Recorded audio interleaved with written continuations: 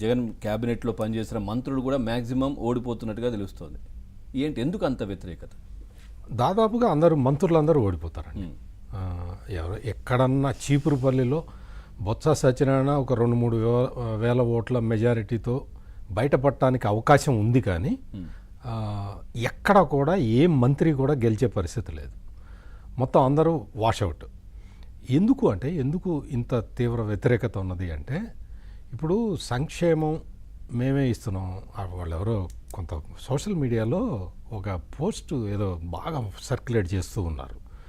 జగనన్న ఓడిపోతే సంక్షేమానికి అర్థం లేదు అని పెద్ద పోస్టులు అనమాట. అంటే జగనన్నతోటే సంక్షేమం స్టార్ట్ అయిందా? అంతకుముందు సంక్షేమ పథకాలు లేవా? 122 సంక్షేమ పథకాలని రద్దు చేసి 9 నవరత్నాల పేరుతో 9 సంక్షేమ పథకాలని ప్రవేశపెట్టిన గొప్ప ముఖ్యమంత్రి జగన్మోహన్ రెడ్డి. అంటే చాలా కేంద్రం నుంచి చాలా మనకి గ్రాంట్స్ రూపంలో వస్తాయండి. చాలా స్కీమ్స్కి ఏంటి అంటే, ఇప్పుడు ఉదాహరణకి ఈ సబ్సిడీ రైస్ స్కీమ్ ఉంది, అంత్యోదయ అన్న స్కీమ్ అని చెప్పి కేంద్ర ప్రభుత్వం 100% సబ్సిడైజ్డ్ అనమాట. వాళ్ళే మొత్తం ఇచ్చేస్తారు. అటువంటి స్కీమును కూడా నువ్వు ఆపుకుంటూ, ఇవి కాకుండా నేరుగా డబ్బులు వచ్చే స్కీమ్స్ అన్నిటినీ కూడా ఆ ఫండ్స్ని డైవర్ట్ చేసుకుంటూ ఆ స్కీములన్నీ ఆపేసి ఈ నవరత్నాలు అని ఒక 9 స్కీములు మాత్రమే పెట్టి ప్రజలు ఏమనుకున్నారు? ప్రజల్లో ఇంత ఆగ్రహం ఎందుకు వచ్చింది?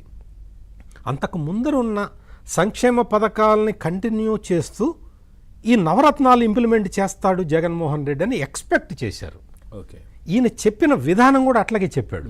వాటిని నేను టచ్ చేయను, కొత్తవి అమలు చేస్తానన్న ఫీలర్ వదిలాడు ప్రజల్లోకి. అది ప్రజలు బాగా నమ్మారు. నమ్మటం వల్ల ఏమైంది అంటే, మిగిలిన స్కీమ్స్ అన్నీ వస్తూ అభివృద్ధి జరుగుతూ ఈ నవరత్నాలు అదనంగా వస్తాయని ఎక్స్పెక్ట్ చేశారు. జగన్మోహన్ రెడ్డి ఏం చేశాడంటే, మొత్తం పాత స్కీమ్స్ అన్నీ ఆపేసి డెవలప్మెంట్ ఆపేసి, అంటే డెవలప్మెంట్ అంటే మామూలు నేనేదో పెద్ద పోలవరం కట్టాలి, లేకపోతే అది కట్టాలి ఇది కట్టాలని చెప్పట్లా. కనీసం ఇంటి ముందర రోడ్డు కూడా వేయకుండా ఒక project gate, Annamayya project gate కొట్టుకుపోతే అది ఇప్పటికి 4.5 ఏళ్ళైంది, ఆ గేటే పెట్టలేదు. అంటే ఇటువంటివి కనీసం సెట్టింగ్ వేశారు కదా, గేట్ సెట్టింగ్ వేసి ఆ సెట్టింగ్ ఆయన నీళ్లు వదలంగానే ఆ గేటు పీక్కొని పోయారు. ఈ తరహా అభివృద్ధిని చూసి ప్రజలకి ఒక్కసారి మతిపోయింది. కనిపించాయి అవి, ప్రతిపక్షాలు చెప్పాల్సిన అవసరం లేదు, మన కళ్ళ ముందు కనిపించాయి ప్రజలకి. అసలు ఎక్స్ప్లెయిన్ చేయాల్సిన అవసరం లేదు. ప్రతిపక్షాలకి ప్రజలు వచ్చి చెప్పారు, చెప్తున్నారు ఈ విధంగా, అయ్యా ఇక్కడ జరుగుతుంది, ఇక్కడ జరుగుతుంది అని చెప్పి తెలుగుదేశానికి చెప్పారు చాలా మంది. అవును, అంటే ఈ తరహా ఒక వ్యతిరేకత, ప్రభుత్వ వ్యతిరేకత ఎంత తీవ్ర స్థాయిలో ఉందో ఇప్పుడు తెలుస్తూ ఉన్నది. మామూలుగా పవన్ గారు, మామూలుగా ఏదైనా ఎగ్జిట్ పోల్, చాలామందికి ఎగ్జిట్ పోల్స్ మీద డౌట్ ఉంది. ఎట్లా చేస్తారు, ఎగ్జిట్ పోల్స్ కరెక్ట్ అవుతాయా కాదా అని. సహజంగా ఏంటి అంటే, మీరు పోలింగ్ ఇంకొక వారం 10 రోజులు ఉందనంగా మీరు వెళ్ళి ఎవరినన్నా అడిగారు అనుకోండి, ఎవరికి ఓటేస్తావు అని, ఎవరికి ఏమంటావు నువ్వు చెప్పు అని అడుగుతాడు. అంటే కొన్ని ఎడిషనల్ క్వశ్చన్స్ ఓటరు మనల్ని వేస్తాడు, కరెక్ట్ ఆన్సర్ చెప్పరు.